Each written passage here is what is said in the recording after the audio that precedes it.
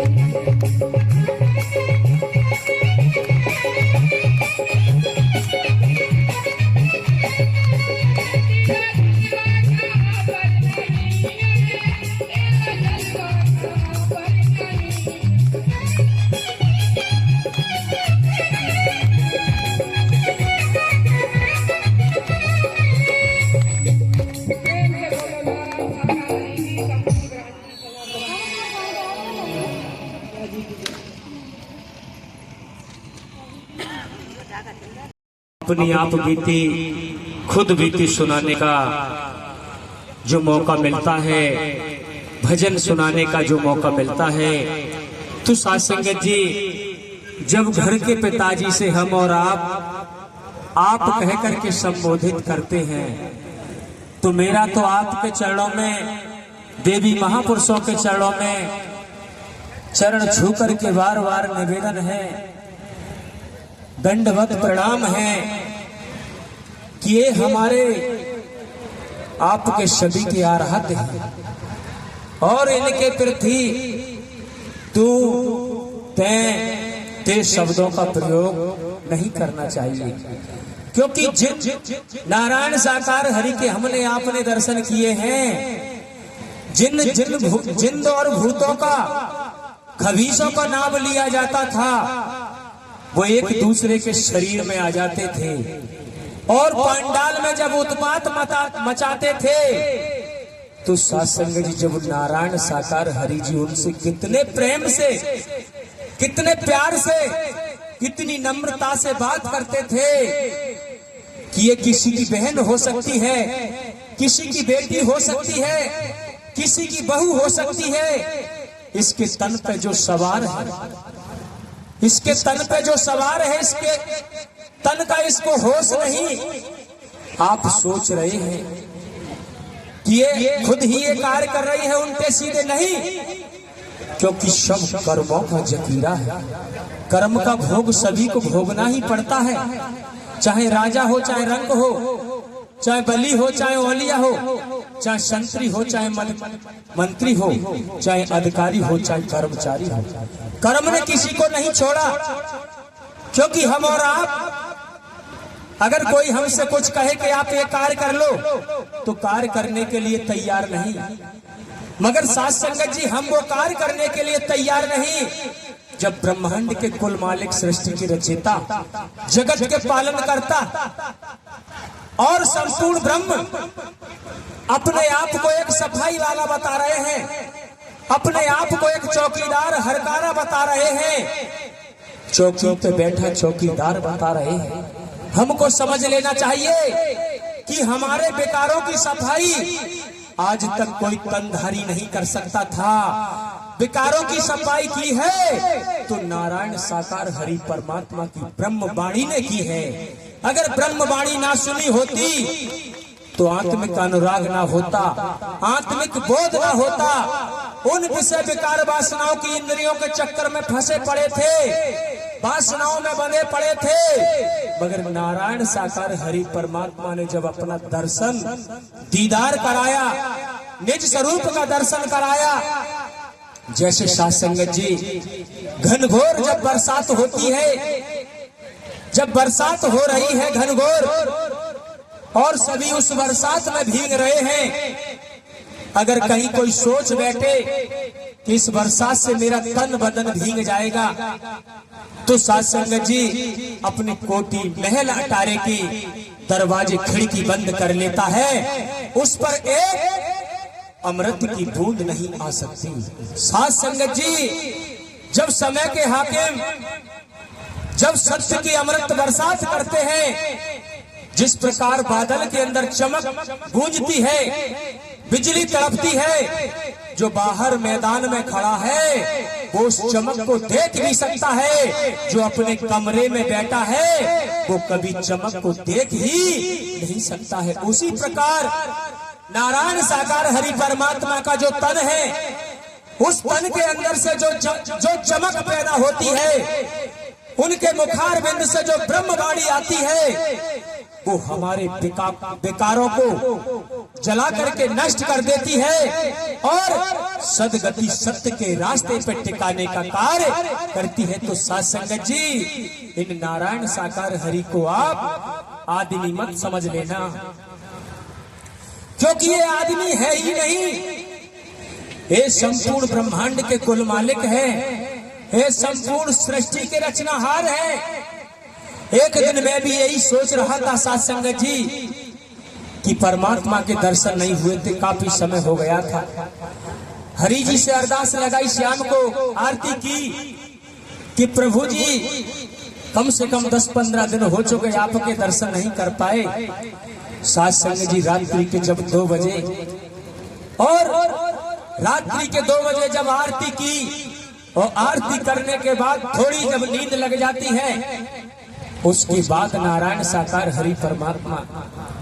अपना दर्शन दीदार कराते हैं। तो मेरी चाहत क्या होती है साथ संगत जी, मैं इन हरि परमात्मा से कहने लगता हूं कि हे नारायण साकार हरि, मेरी अंतरात्मा की एक तड़प है, मैं आपके चरणों को स्पर्श करना चाहता हूं, मैं आपके चरणों को चूमना चाहता हूं। साथ संगत जी, हरि मुस्कुराने लगे कि भाई चल, तुझे मेरे पैर ही छूने हैं तो चल पैर छी। साथ संगत जी, इतनी जब खुशी मिलती है तो मैं अपने दोनों हाथों को ऐसे फेरता हूँ, इधर से उधर निकल जाता है, उधर से इधर निकल जाता है। हरि परमात्मा का साकार निज स्वरूप दिखाई दे रहा था, मगर पैर नहीं पकड़ पा रहे थे। तब हरि जी ने कहा कि हमको शरीर मत समझना,